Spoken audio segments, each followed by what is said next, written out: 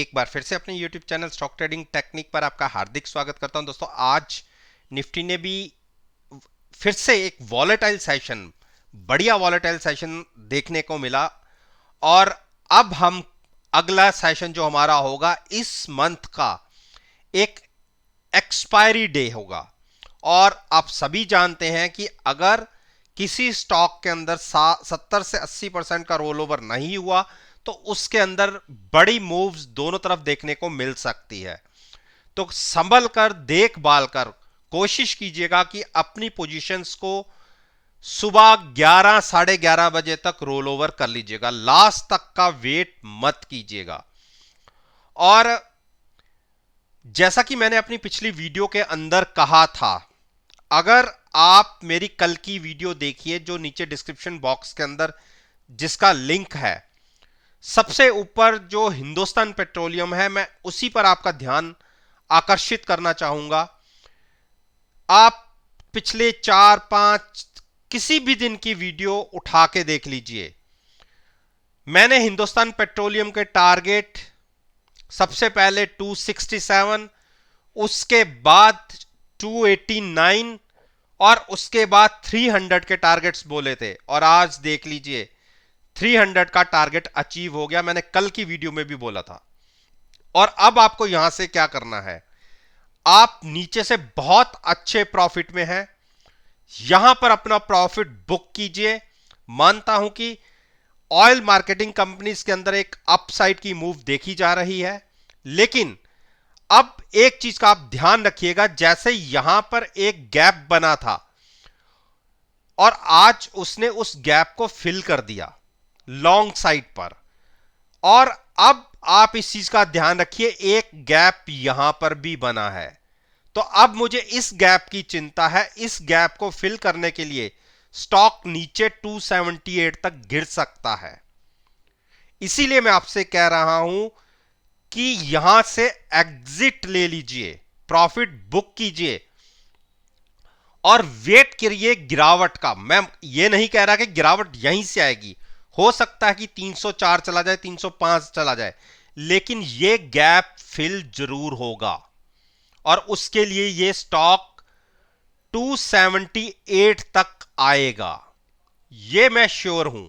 अब ये किस दिन आएगा, ऊपर जाने के बाद गिरेगा या यहीं से गिरावट आ जाएगी। आप देखिए, जब यहां पे एक गैप डाउन खुले थे उसके बाद हमने कितनी बड़ी गिरावट दिखाई थी।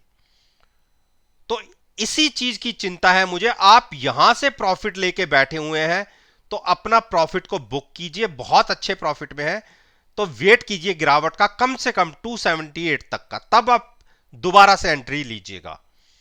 और पहले देखते हैं कि ओवरबॉट है नहीं, अभी गुंजाइश अभी बाकी है ऊपर जाने की। तब हम जब ऊपर जाएगा तब इसको शॉर्ट करके ट्रेड लेंगे।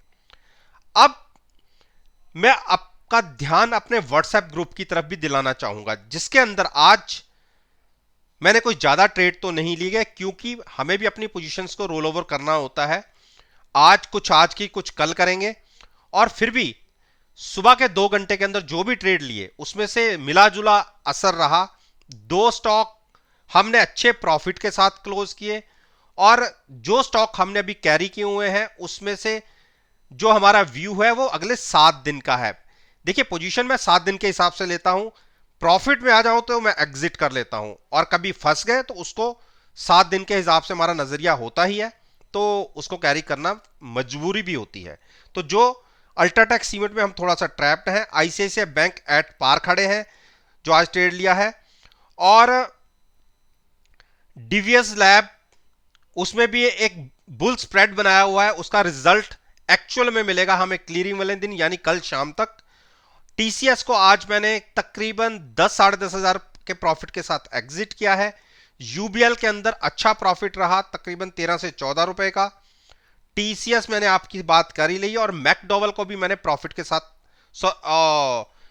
पोजीशन बनाई है। और अगले 7 दिन के लिए इसके अपना नजरिया मेरा लॉन्ग साइड का है। तो ये है मेरे व्हाट्सएप ग्रुप की परफॉर्मेंस। अब जिसको मेरे साथ जुड़ना है और मेरी परफॉर्मेंस को लाइव एनालाइज करना है, उसके लिए मैं आपको 7 दिन का विंडो दूंगा, बिल्कुल फ्री ऑफ कॉस्ट, आपने मुझे कुछ नहीं पे करना, केवल मुझे एनालाइज करना है। और इसके बीच में आप मुझसे कुछ पूछ भी नहीं सकते, क्योंकि ये टाइम मैंने केवल आपको अपनी परफॉर्मेंस को एनालाइज करने के लिए दिया है। और अगर आप सेटिस्फाइड होंगे तो ही आप मेरे साथ कंटिन्यू कीजिएगा, अदरवाइज आप मेरे ग्रुप से एग्जिट हो सकते हैं या मैं पूछकर आपको एग्जिट दे दूंगा। तो अब दूसरा स्टॉक हम पिक करते हैं आईटीसी। देखिए आईटीसी पिछले 6 दिन का आप ट्रेंड पकड़ लीजिए, लगातार हम गिरावट दिखा रहे हैं। और जैसे ही स्टॉक ने क्लोजिंग बेसिस पे 235 ब्रेक किया, आपको 230 का प्राइस इजीली देखने को मिल जाएगा। और बढ़िया प्राइस रहेगा अगर गिरावट आती है, कंटिन्यू रहती है, 220 या उसके आसपास आपको स्टॉक मिले, तब तक वेट कीजिएगा। और मेरा टारगेट बहुत नीचे का है, जहां मुझे बाय करना है, मुझे 204 या 205 के आसपास बाय करना है, अदरवाइज मैं स्टॉक को खरीदूंगा नहीं।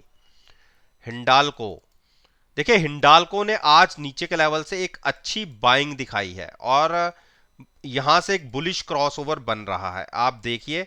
और आपको पता होगा मैंने इसको एक तरीके से पेयर ट्रेडिंग में यूज किया हुआ है अपने ग्रुप के अंदर।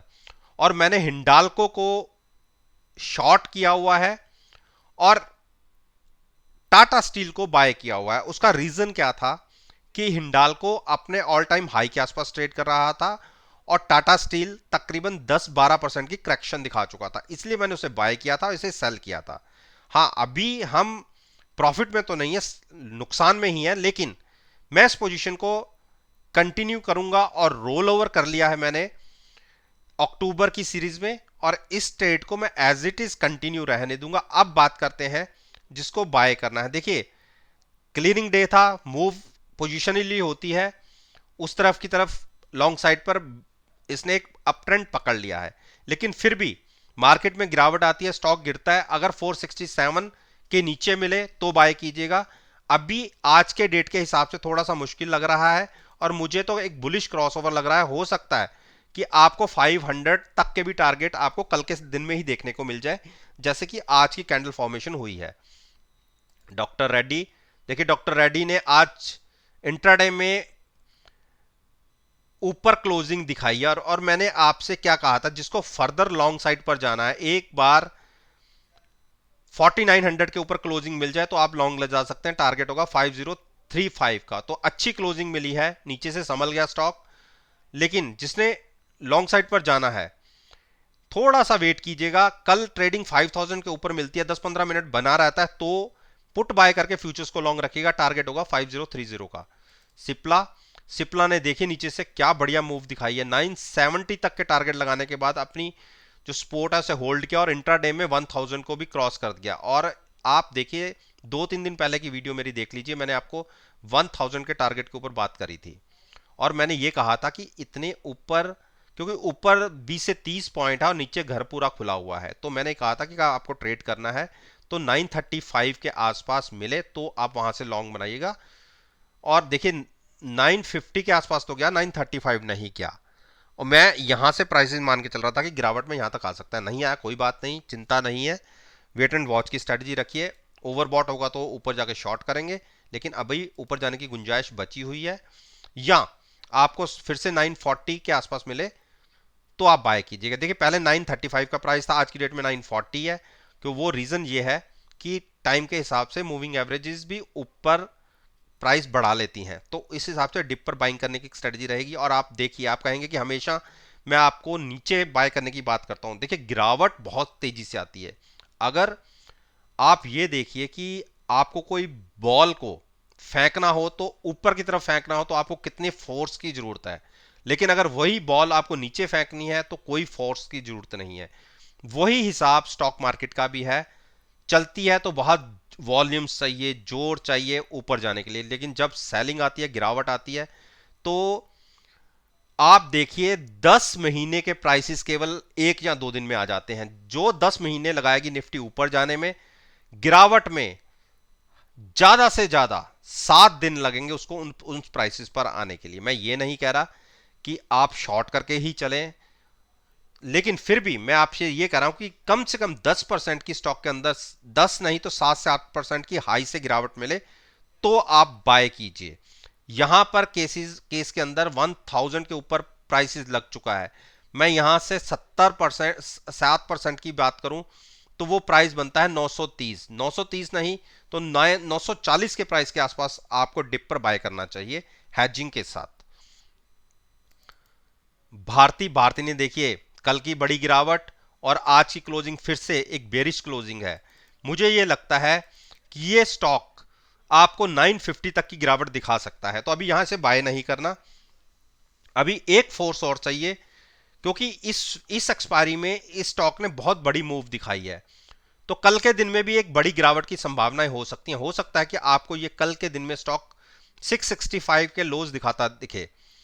तो अगर 665 के आसपास आता है तो वहां पे बाय करना चाहते हैं तो आप कर सकते हैं। उसके नीचे की 30-40 पॉइंट को भूल जाइए, क्योंकि अगर यहां से रिकवरी आ गई तो शार्प रिकवरी भी आएगी। तो बिल्कुल 665 और 650 के बीच में अगर मिले तो हैजिंग के साथ लॉन्ग कीजिएगा, पुट बाय कीजिएगा और साथ में फ्यूचर्स के अंदर ट्रेड लीजिएगा, वो भी अक्टूबर एक्सपायरी में फ्यूचर्स को लॉन्ग करके। बजाज फाइनेंस ने इंट्राडे में देखिए मैंने 7475 के जैसे कल टारगेट दिखे थे, आज के दिन में भी हम वहीं तक गिरे और कोई अच्छी क्लोजिंग नहीं है ये। कल के दिन में अगर 7475 के नीचे क्लोजिंग मिल जाती है तो आप देखिए, मेरी बात माननी है, 7200 के टारगेट भी आपको देखने को मिल जाएंगे। तो बेरिश क्रॉसओवर तो बन चुका है बिल्कुल। 7475 के नीचे क्लोजिंग दिखती है तो शॉर्ट पोजीशन भी बन सकती है तकरीबन 7300 के टारगेट के लिए। 150 से पौने 200 पॉइंट आपको बहुत एक ही दिन में देखने को मिल सकते हैं। तो नेकेड पोजीशन नहीं, हैजिंग के साथ शॉर्ट लीजिएगा और साथ में कॉल जरूर बाय कीजिएगा कि आपको पता होना चाहिए कि पूरे महीने के अंदर का आपको मैक्सिमम लॉस कितना हो सकता है। इस तरीके से अगर ट्रेड लेंगे तो आप नुकसान नहीं खाएंगे। अब बात करते हैं अरविंदो फार्मा। देखिए अरविंदो फार्मा ने एक मूव दिखाई है, इंट्राडे में ऊपर तक गया, 740 तक गया, लेकिन नीचे आ गया। अब करना क्या है, देखिए 740 के ऊपर क्लोजिंग मिलती है तो बिल्कुल लॉन्ग ले जा सकते हैं 790 के टारगेट के लिए, लेकिन नेकेड पोजीशन नहीं और ना ही कॉल के थ्रू बाय ट्रेड लेना है कि कॉल बाय कर लिया हमने ट्रेड ले लिया। कॉल के प्रीमियम बहुत ज़्यादा है, 790 तक की मूव भी आ गई पूरे महीने में तो भी आपको प्रॉफिट नहीं आएगा। तो इसीलिए 740 के आसपास अगर आपने ट्रेड लेना भी हो लॉन्ग साइड पर कॉल के थ्रू, तो 740 की कॉल बाय करके उसकी 2 स्ट्राइक ऊपर की कॉल सेल कर सकते हैं। लिमिटेड रिस्क और लिमिटेड ही प्रॉफिट की स्ट्रेटजी रहेगी, इस तरीके से अगर ट्रेड करना है। लेकिन मैं अगर ट्रेड करूंगा तो मैं फ्यूचर्स के अंदर ट्रेड करूंगा और अपना थोड़ा सा रिस्क लेते हुए एट द मनी या थोड़ा सा out of the money put buy करूंगा।